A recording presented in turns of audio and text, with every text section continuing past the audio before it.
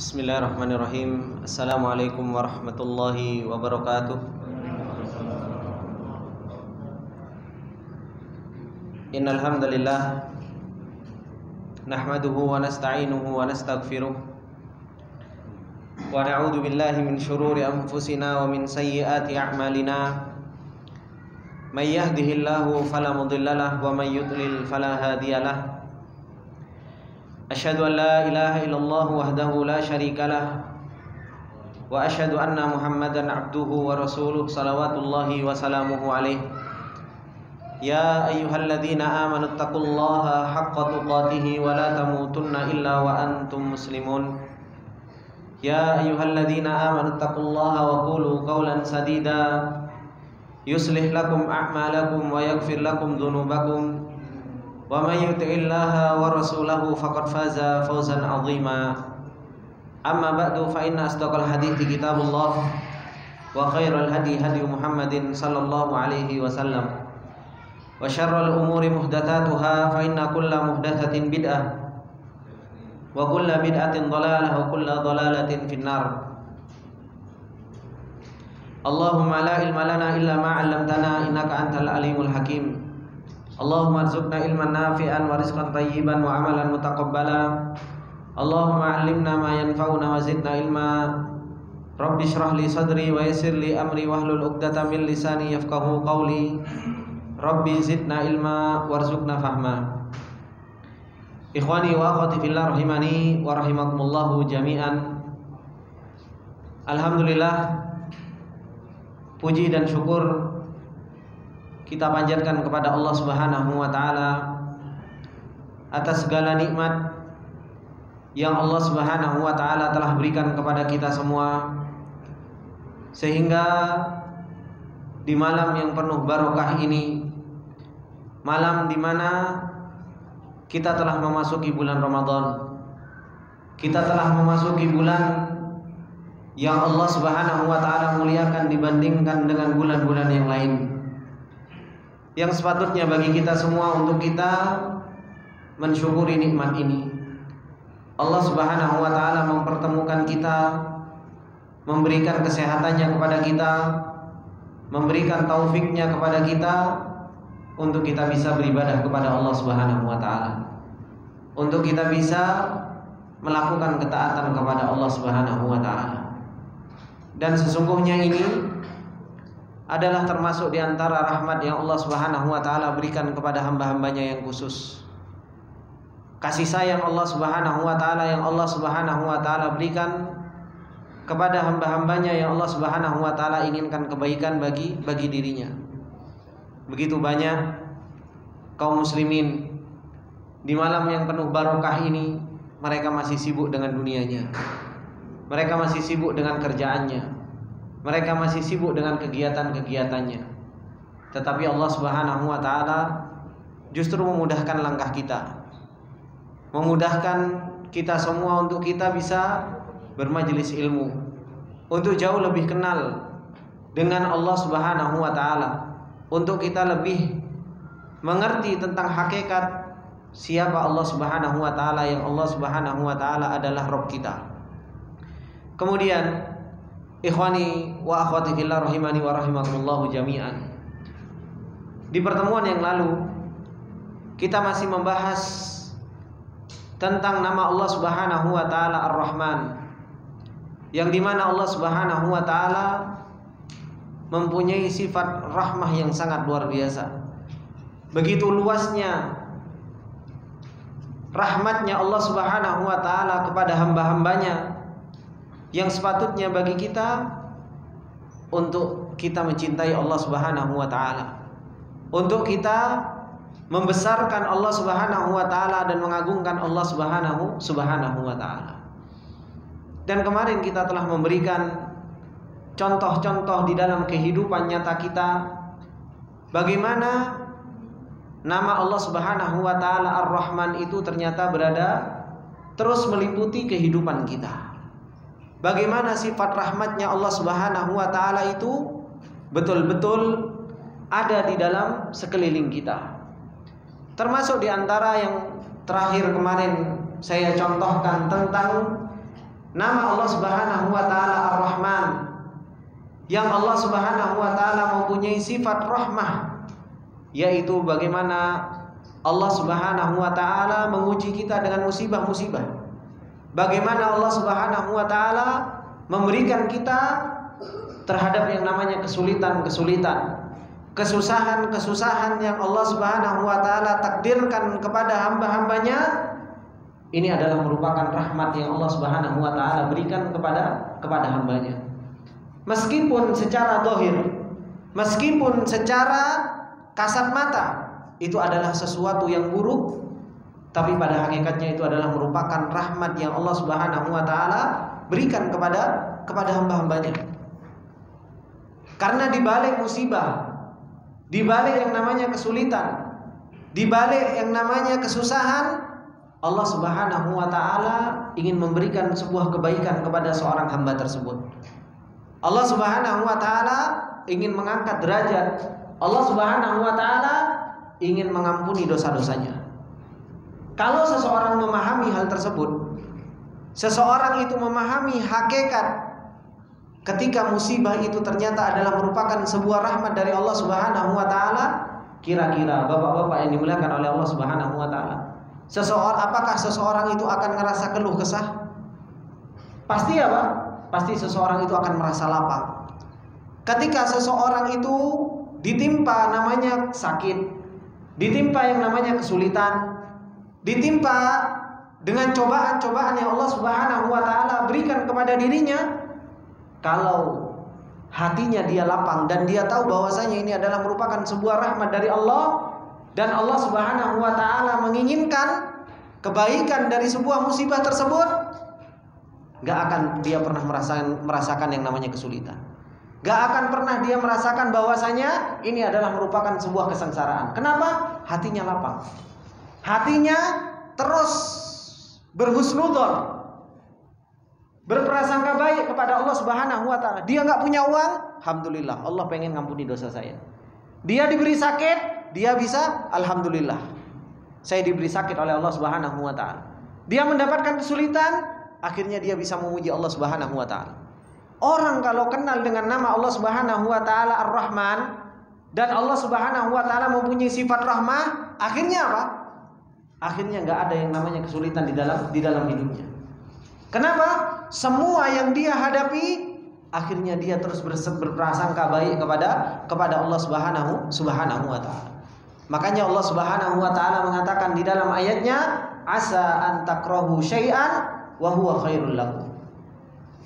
Kata Allah Subhanahu wa taala, siapa tahu apabila engkau membenci sesuatu, padahal itu adalah merupakan sebuah kebaikan bagi engkau. Terkadang kita enggak suka terhadap yang namanya sakit, terkadang kita enggak suka terhadap yang namanya kesulitan, tapi ternyata apa? Kesulitan, sakit, itulah yang membawa kebaikan kepada kita. Terkadang seseorang itu enggak ingat sama Allah Subhanahu wa taala sampai apa? Sampai Allah Subhanahu wa taala berikan kesulitan bagi dirinya. Makanya kalau kita diberi ujian oleh Allah Subhanahu wa taala, diberi cobaan oleh Allah Subhanahu wa taala, itu adalah merupakan rahmat dari Allah Subhanahu wa taala. Allah menginginkan apa? Baleo. Allah Subhanahu wa taala pengen apa? Kita kembali kepada Allah Subhanahu wa taala. Pengen kita apa? Mengeluh di hadapan Allah. Allah Subhanahu wa taala pengen kita itu merendahkan diri di hadapan Allah Subhanahu wa taala. Karena apa? Terkadang kita kalau dibukakan pintu dunia, kita lupa dengan Allah. Terkadang kalau seseorang itu enggak pernah diberi sakit oleh Allah, terkadang dia lalai untuk mensyukuri nikmat. Maka betapa banyak ikhwani fillah rahimani wa rahimakumullah jami'an, betapa banyak orang itu kembali kepada Allah Subhanahu wa taala kapan? Ketika Allah Subhanahu wa taala berikan ujian. Ketika apa? Ketika Allah Subhanahu wa taala berikan ujian, baru apa? Baru seseorang itu mau balik kepada Allah Subhanahu wa taala. Makanya yang namanya ujian, kesulitan, sakit, cobaan dari Allah Subhanahu wa taala, pada hakikatnya itu adalah merupakan sebuah rahmat dari Allah Subhanahu wa taala. Makanya Rasulullah sallallahu alaihi wasallam mengatakan di dalam hadisnya, apa kata Rasulullah sallallahu alaihi wasallam? ma yusibul muslim min nasabin wala wasabin wala hammin wala huznin wala adha wala gham hatta syaukah yushakuha illa kaffarallahu biha min khotoyahu. Kata Rasulullah SAW, tidaklah menimpa seorang muslim dari apa? Rasa capek, gundah gulana, kesedihan, kesulitan, cobaan, celaan, sampai apa? Sampai seorang muslim kena duri saja. Kata Rasulullah SAW, illa kaffarallahu biha min khotoya. Kecuali apa? Allah Subhanahu wa taala ampuni dengannya apa? Dosa-dosanya. Nikmat jadi orang muslim itu nikmat. Kita itu diberi ujian oleh Allah Subhanahu wa taala sampai apa? Sampai duri saja masuk ke dalam kuku kita, kesulitan yang ada pada diri kita, itu semuanya kebaikan bagi seorang muslim. Tapi seorang muslim yang seperti apa yang bisa seperti ini? Yang menjadi sebuah kebaikan sampai musibah saja itu menjadi sebuah kebaikan bagi dirinya. Yaitu seorang muslim yang kenal dengan Allah Subhanahu wa taala. Seorang muslim yang dia punya makrifat tentang Allah Subhanahu wa taala. Tapi kalau seorang muslim yang dia enggak kenal dengan Allah, dapat musibah, bukannya malah jadi sebuah pahala. Yang ada malah apa? Ngeluh. Yang ada apa? Marah-marah. Bukannya malah mendapatkan pahala dari Allah Subhanahu wa taala, bukan malah mendapatkan rahmat dari Allah Subhanahu wa taala, yang ada malah apa? Yang ada malah adab dari Allah Subhanahu wa taala. Maka dari sini ikhwani fillah rahimani wa rahimakumullah jami'an. Ini yang harus betul-betul kita perhatikan. Bagaimana Allah Subhanahu wa taala terkadang memberikan rahmatnya kepada kita itu dengan apa? Dengan sebuah cobaan. Makanya kalau kita baca firman Allah Subhanahu wa taala di dalam surat Yasin, kata Allah Subhanahu wa taala apa? Iyuridnir rahmanu bidurrin la tughni anni syafa'atuhum syai'an wa la yunqidun. Kata Allah Subhanahu wa taala, iyuridnir rahman bidurrin, kalau Allah Subhanahu wa taala Ar-Rahman, Allah menyebutkan Ar-Rahman di sini di dalam surat Yasin ayat ke-23. Kalau kita mau mentadabburi kenapa Allah memilih nama Ar-Rahman dan setelahnya kalimat dur. Kalau Ar-Rahman itu memberikan musibah, memberikan cobaan, memberikan kesulitan, kenapa yang dipilih oleh Allah Subhanahu wa taala itu nama Ar-Rahman? Kenapa Allah Subhanahu wa taala enggak memilih nama yang lain? Kenapa? Karena musibah itu adalah merupakan rahmat dari Allah Subhanahu wa taala. Kesulitan, sakit, kesengsaraan itu adalah merupakan rahmat dari Allah Subhanahu wa taala. Cuma kita enggak pernah merasa. Kita itu enggak pernah merasa seakan-akan rahmat Allah Subhanahu wa taala itu hanya istri cantik, rumah mewah, mobil banyak, ATM penuh. Itu yang dianggap oleh seseorang itu adalah rahmat Allah. Tapi kalau seseorang itu betul-betul kenal dengan Allah Subhanahu wa taala, rahmat Allah Subhanahu wa taala meliputi segala sesuatu. Dalam keadaan dia nikmat, rahmat Allah. Dalam keadaan dia musibah, rahmat Allah Subhanahu wa taala. Itu kalau orang bisa kenal dengan Allah Subhanahu wa taala. Makanya Rasulullah sallallahu alaihi wasallam mengatakan apa? Ajaban li amril mu'min, inna amrahu kullahu lahu khair. Perkaranya orang mukmin, perkaranya orang-orang yang betul-betul beriman, kenal dengan Allah, itu mengherankan, Pak. Seluruh perkaranya jadi baik, seluruh perkaranya jadi pahala, seluruh perkaranya mengampunkan dosa bagi dirinya. In asabahu syarra syakar fakana khairul lah. Kalau dia dapat nikmat, diberi kelapangan oleh Allah, dimudahkan urusan oleh Allah Subhanahu wa taala, syakar, dia bersyukur. Fakana khairul lah. Itu kebaikan bagi dia, dapat pahala.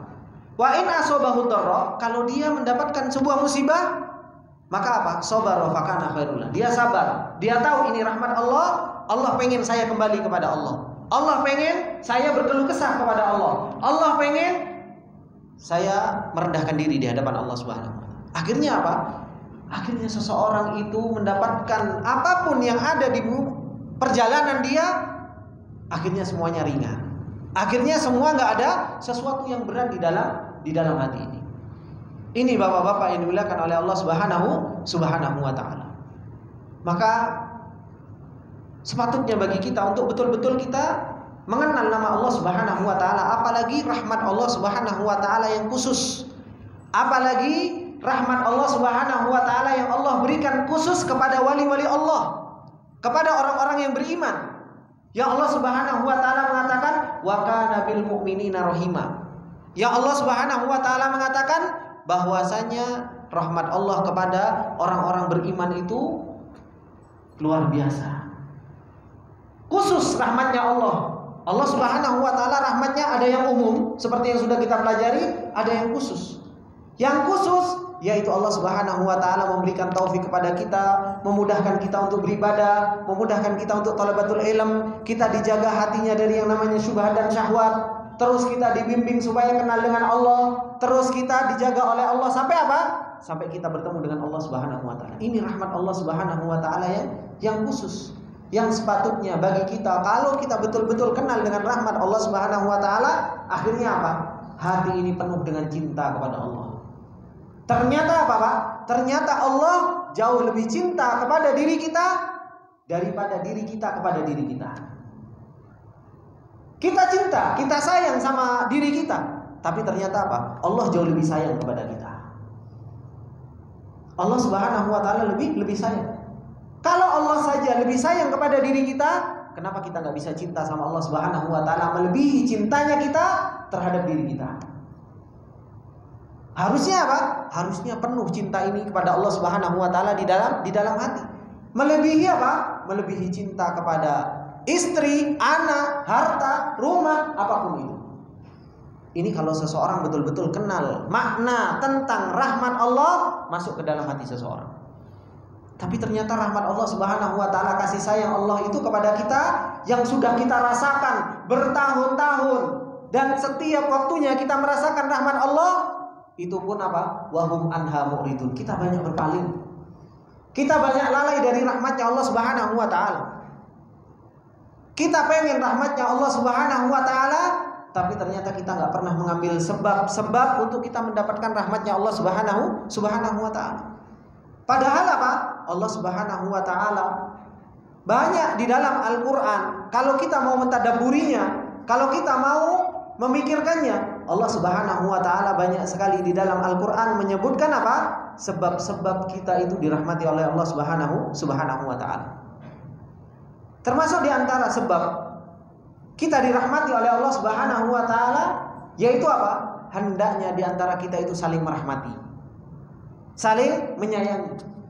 Hendaknya di antara kita itu saling menyayangi. Makanya Allah Subhanahu wa taala, bapak-bapak yang dimuliakan oleh Allah Subhanahu wa taala, Allah mensifati Rasulullah sallallahu alaihi wasallam sebagai seorang muslim yang paling sempurna akhlaknya. Apa kata Allah Subhanahu wa taala menceritakan tentang Rasulullah? Laqad ja'akum rasulun min anfusikum azizun 'alaihi ma anittum harisun 'alaikum bil mu'minina raufur rahim. Rasulullah itu rahim, sayang kepada umatnya, sayang kepada sesama. Bagaimana Allah Subhanahu wa taala mensifati para sahabat? Apa yang Allah Subhanahu wa taala sifati kepada para sahabat? Ruhama ubainahum. Mereka itu saling menyayangi. Saling apa? Saling mengasihi. Ini yang Allah Subhanahu wa taala sifatkan kepada siapa? Kepada Rasulullah sallallahu alaihi wasallam. Kepada siapa? Kepada para sahabat. Bahwasanya mereka itu adalah orang-orang yang paling apa? Adalah orang-orang yang paling penyayang. Bahkan Rasulullah sallallahu alaihi wasallam mengatakan tentang Abu Bakar, orang yang paling baik setelah Rasulullah. Apa kata Rasulullah? Arhamu ummati bi ummati Abu Bakar. Yang paling sayang kepada umatku dari umatku itu adalah Abu Bakar radhiyallahu taala. Maka supaya kita mendapatkan kasih sayang Allah Subhanahu wa taala, bapak-bapak yang dimuliakan Allah, ya kita juga harus menyayangi sesama. Kita juga harus menyayangi kaum muslimin. Jangan cuma menyayangi kaum muslimin itu maaf kelompoknya saja. Kalau penampilannya secara dohir sama, baru kita sayang. Kalau berbeda, nggak sayang. Nggak seperti itu. Allah Subhanahu wa taala memerintahkan kepada kita untuk apa? Untuk kita menyayangi kaum muslimin. Bukankah kita sudah mempelajari ketika Allah mengatakan innamal mu'minuna ikhwatun? Sesungguhnya kaum mukminin itu ikhwah, saudara.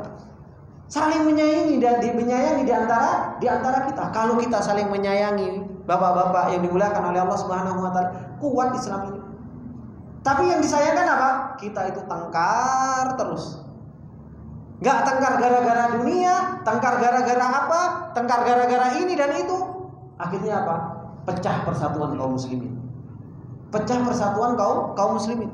Coba kalau kita lihat bagaimana contoh para salafus saleh. Salah satunya siapa? Syekhul Islam Ibnu Taimiyah rahimahullahu taala. Atau sebelum itu, bagaimana para sahabat dahulu habis perang bunuh-bunuhan, Pak.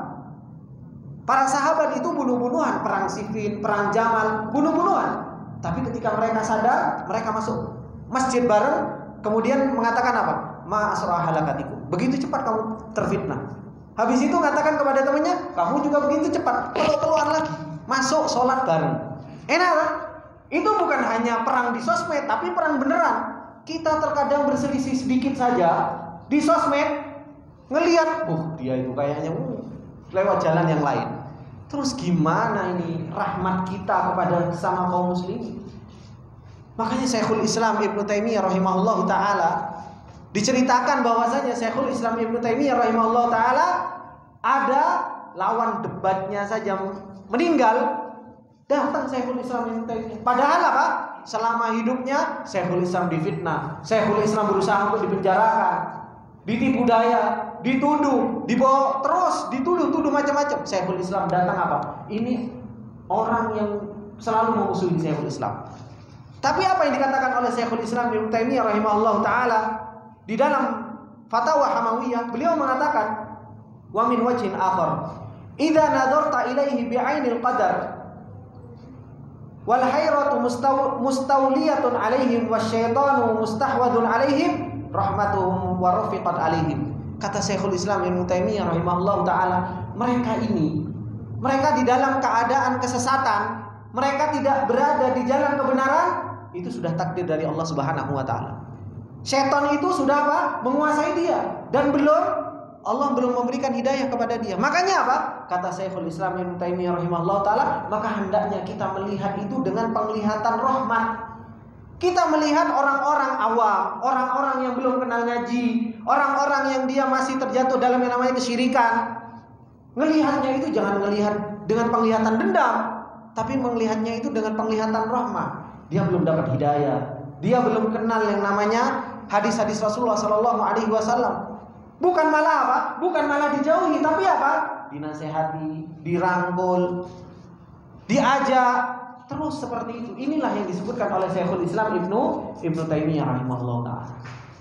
Maka bapak-bapak yang dimuliakan oleh Allah Subhanahu wa taala, satu sebab untuk kita dirahmati oleh Allah Subhanahu wa taala yang paling besar yaitu apa? Yaitu kita merahmati sesama kita.